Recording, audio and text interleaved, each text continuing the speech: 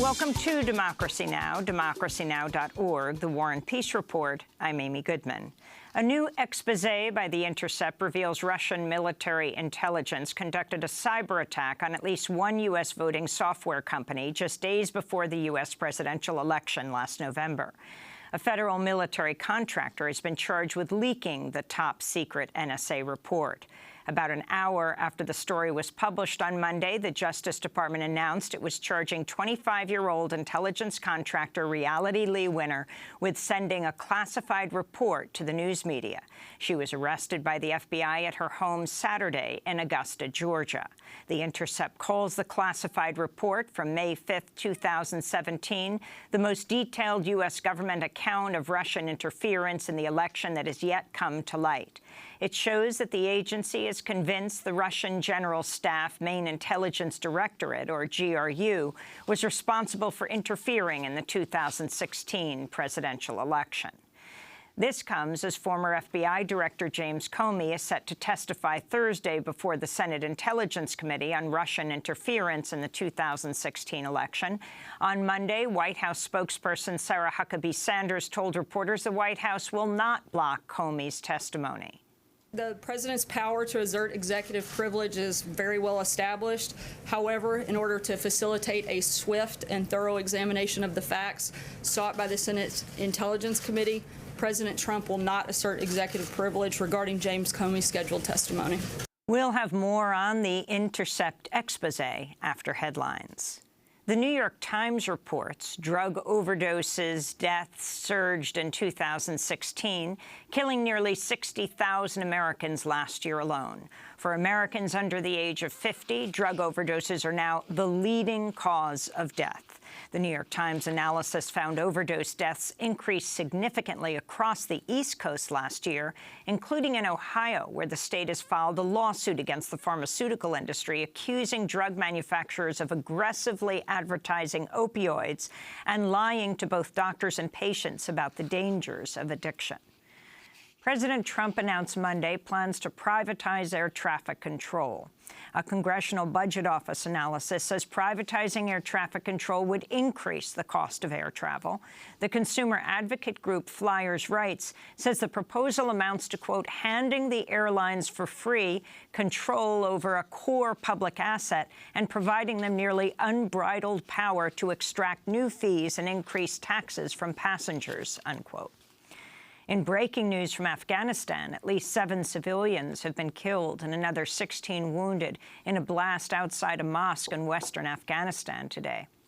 This comes as the death toll from last week's massive suicide bombing in Kabul has risen to more than 150 people, making it the deadliest attack in Kabul since the United States invaded Afghanistan in 2001. Although the attack struck a diplomatic area near several embassies, all of the bombing victims were Afghan. London Mayor Sadiq Khan has called for President Trump's state visit to Britain to be cancelled after Trump misquoted, then berated the mayor following Saturday's attack in London, which killed 7 people.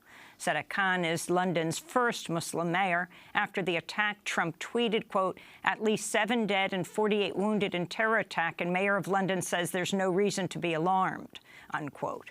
In fact, Mayor Khan had been speaking about the increased police presence in the city when he said there was no reason to be alarmed. Meanwhile, London police say they've identified the 3 men involved in Saturday's attack on the London Bridge and Borough Market. Police say alleged attacker Karum Shahzad Butt was a British citizen known to both police and British intelligence agencies. He was featured in a Channel 4 documentary entitled The Jihadis Next Door. The 2 other alleged attackers, Rashid Redwan and Yusuf Zagba, were not known to authorities. British unions and some politicians, including Labour leader Jeremy Corbyn, are calling for British Prime Minister Theresa May to resign over cuts to police funding. National elections are being held in Britain on Thursday. In Syria, the U.S.-backed Syrian Democratic Forces say they've begun the battle to retake the city of Raqqa from ISIS.